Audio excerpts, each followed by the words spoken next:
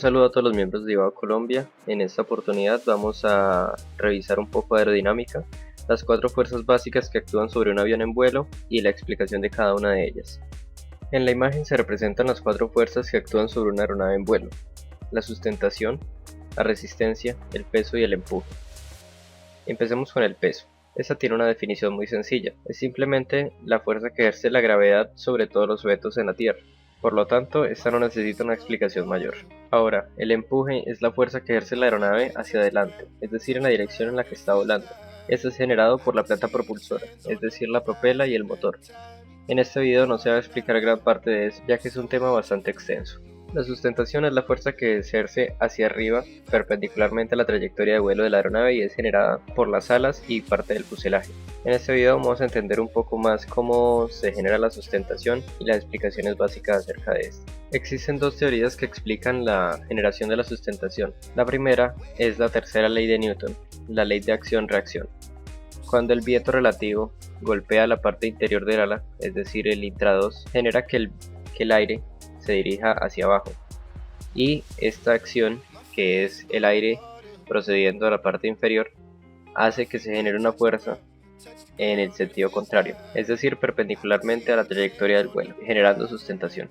La segunda teoría tiene que ver con el principio de Bernoulli. Veamos en la imagen. El aire que pasa por el intradós, es decir, por la parte inferior del ala, se está expuesto a una mayor presión de aire, mientras que el flujo de aire que pasa por encima del ala, es decir, el borde superior, es acelerado y la presión del aire es menor. Esta diferencia de presiones entre la parte inferior del ala y la parte superior genera sustentación, es decir, una fuerza resultante en trayectoria perpendicular a la trayectoria de vuelo. Ahora que sabemos cómo se genera la sustentación, debemos entender cómo aumentar y reducir la sustentación según el requerimiento de nuestro vuelo. Si necesitamos ascender, necesitamos incrementar nuestra sustentación para vencer el peso y poder hacer que la aeronave ascienda. Por lo tanto, necesitamos incrementar la sustentación. Para incrementar la sustentación, debemos ver primero qué es el ángulo de ataque. El ángulo de ataque es el ángulo que está formado entre el viento relativo y el ala o la cuerda del ala. Este ángulo lo que permite es que al realizar una mayor inclinación del ala, más flujo de aire golpea la parte inferior del ala y realiza la fuerza de acción-reacción, haciendo que se genere una fuerza resultante hacia arriba, es decir, la sustentación. Y al mismo tiempo, cuando se aumenta el ángulo de ataque, se aumenta la curvatura del borde superior del ala, es decir, que el aire es más acelerado y hay mayor diferencia de presión. Esto genera mucha más sustentación y con esto se puede generar el ascenso. Así que en resumen, cuanto más aumentemos el ángulo de ataque, mayor sustentación vamos a obtener y la aeronave va a ascender más rápidamente. Sin embargo, llega un punto donde el ángulo de ataque es crítico y ya no genera sustentación, sino que la rompe. Y al romper sustentación, genera que el peso le gane a la fuerza de la sustentación y el avión entre en un descenso. Esa pérdida de sustentación se le llama pérdida. Durante la pérdida, se rompe la capa límite que hay entre el borde superior del ala y el flujo de aire y genera estos remolinos que se les llama aire turbulento resultante de separación de la capa límite. Es decir, que ya no genera sustentación, sino que en vez de eso, la rompe. ¿Cómo nos podemos recuperar de una pérdida? Simplemente reduciendo el ángulo de ataque, porque al reducir el ángulo de ataque se retoma el flujo de aire por la parte superior del ala y vuelve a generar sustentación. Otra forma de generar más sustentación es incrementando la velocidad, ya que al incrementar la velocidad hay más partículas de aire que pasan por el ala, por lo tanto genera más diferencia de presión y la fuerza de acción-reacción es más efectiva, por lo tanto genera mayor sustentación. Ahora, para poder volar a menores velocidades y mantener la misma sustentación, existen los dispositivos hipersustentadores, que son los flaps y los slats. El slat es una parte que se extiende por la parte del borde de ataque del ala que le permite a la aeronave volar a un ángulo de ataque mayor sin entrar en pérdida, es decir, aumentar el ángulo de ataque crítico. Y los flaps, que están puestos en la parte del borde de salida del ala, aumentan la curvatura del ala, por lo tanto el coeficiente de sustentación se ve incrementado, ya que el viento relativo golpea la superficie del flap y genera la fuerza de acción-reacción para aumentar la sustentación con una misma velocidad. Igualmente, ya que hay dispositivos de hipersustentación que son los flaps y slats, existen dispositivos que ayudan a romper la sustentación. Cuando necesitamos romper la sustentación, cuando estamos descendiendo y necesitamos mantener un ángulo de ataque o un ángulo de descenso mayor sin aumentar la velocidad, Entonces rompemos sustentación con el spoiler. El spoiler es una superficie que está por encima del ala, que lo que hace es levantarse y romper el flujo de aire que hay por la parte del extra 2, es decir, de la parte superior del ala, y detrás de aquí se genera el vórtice o aire turbulento que genera resistencia, es decir, resistencia al avance, y al reducir la velocidad también se reduce la sustentación, al igual que la diferencia de presiones también se ve afectada, por lo cual es un dispositivo que se utiliza tanto para descensos como para el aterrizaje para reducir la velocidad generalmente. En esta imagen podemos ver el efecto que tiene la posición de los slats o el slot en un ala a un mayor ángulo de ataque. En la parte superior vemos un ala que no tiene slat y que está en el ángulo de ataque crítico, es decir, que entró en pérdida, ya que como se ve, aquí están la resistencia que se genera cuando se rompe la capa límite. Ahora un ala con una slat, aquí se ve el efecto que realiza el slat, lo que hace es aumentar el flujo que hay por encima del ala y por lo tanto no se separa y sigue generando sustentación aún con ángulos de ataques mayores a cuando el ala está sin el slat. Existen diferentes configuraciones de flaps y slats para cada fase del vuelo. Para que la fase de crucero, que es la parte superior, vemos que están retraídos tanto los slats como los flaps, ya que en esta fase tenemos alta velocidad, es decir que no necesitamos sustentación sino la mínima resistencia, y ya que habíamos dicho que la sustentación genera resistencia, pues lo mejor es mantener los dispositivos hipersustentadores retraídos para generar menor resistencia.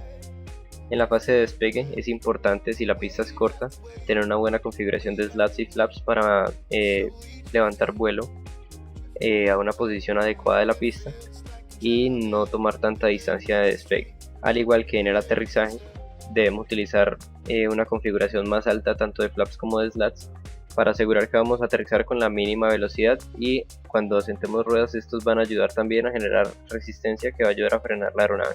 Ahora que ya sabemos qué es la sustentación, cómo se genera y los peligros que conlleva tener un ángulo de ataque crítico, debemos ver qué es la resistencia.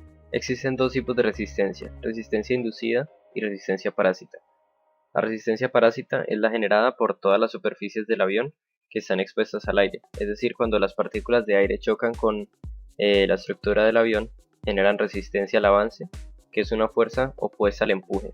Esta resistencia se aumenta generalmente cuando hay ángulos de 90 grados expuestos al flujo de aire relativo. Veamos la imagen. El ejemplo donde se encuentra la superficie rectangular, vemos el gráfico del viento relativo, pasa por encima y se genera este aire turbulento detrás, que es lo que genera resistencia, ya que aquí hay un ángulo de 90 grados. Ahora miremos la esfera. Ya no está en un ángulo de 90 grados, pero tampoco tiene un ángulo cercano al del viento relativo. No genera tanta resistencia, ya que como se ve en la imagen no hay tanto aire turbulento detrás de la esfera. Sin embargo, aún se genera un poco. Ahora vemos el plano aerodinámico con un ángulo de ataque casi neutro. Vemos el flujo de aire, donde se genera una resistencia parásita mínima. Por lo tanto es importante que todas las superficies del avión estén diseñadas de forma que el aire pueda pasar por ellas sin generar mucha resistencia parásita. Ahora veamos qué es la resistencia inducida. Como su nombre lo explica, es una resistencia a la cual el piloto está expuesto debido a que esa genera a partir de la sustentación. Cuando se genera sustentación, el ángulo de ataque es incrementado. La fuerza de sustentación no únicamente está a 90 grados con la trayectoria del vuelo, sino a 90 grados del ángulo de ataque. Es decir, que realiza una componente en el eje horizontal que se llama resistencia inducida, que genera resistencia al avance. Esta se genera tanto por el choque que hay de las partículas de aire por la parte inferior del ala, y por la ligera separación de la capa límite que está en la parte que está en el borde de salida del ala, al igual que cuando el flujo de aire por la parte superior e inferior se juntan en la parte del borde de salida. Cuanto más incrementemos nuestro ángulo de ataque, la resistencia inducida va a ser mayor. Sin embargo, en cuanto más incrementemos la velocidad, nuestra resistencia inducida va a ser menor, ya que vamos a requerir un menor ángulo de ataque para mantener la misma altitud. Y al reducir la velocidad necesitamos más sustentación, por lo cual se generará más resistencia inducida. pero la resistencia parásita se incrementa con la velocidad y la inducida se reduce con la velocidad. Así que en este gráfico que muestra la resistencia inducida como líneas puntuadas y la resistencia parásita, aquí, de la resistencia con respecto a la velocidad. Así que en este punto donde se intersecan ambas es el punto de menor resistencia, que es la velocidad de planeo, es decir, la que nos va a asegurar una mayor distancia horizontal y mayor tiempo en el aire en caso de que tengamos una falla de motor. Otra causante de la resistencia inducida es el vórtex que es generado en la esquina del ala. Este se genera ya que el aire de menor presión en la parte inferior y el aire de mayor presión en la parte exterior se juntan en la parte de la esquina del ala. El aire de mayor presión intenta ir a la parte de menor presión, sin embargo este es devuelta por la velocidad, generando así un vórtice que genera resistencia inducida. Este vórtice es más pronunciado mientras realizan las fases de despegue y aterrizaje. Eso es lo que se llama la estela turbulenta, como ya lo vimos en el anterior video. Ya que se requiere más sustentación para mayor peso, entonces la resistencia inducida para una mayor sustentación va a ser mucho más alta que para una de menor peso. Por lo tanto, por eso las aeronaves pesadas requieren una mayor separación, ya que la estela turbulenta es muy fuerte. Ahora existe una forma muy sencilla de evitar la generación de este vórtice de una manera bastante drástica, que es la utilización de los winglets o sharklets, que lo que hacen es evitar que el aire de menor presión se junte con el de mayor presión en la parte de la esquina del ala, ya que está esa estructura que lo impide.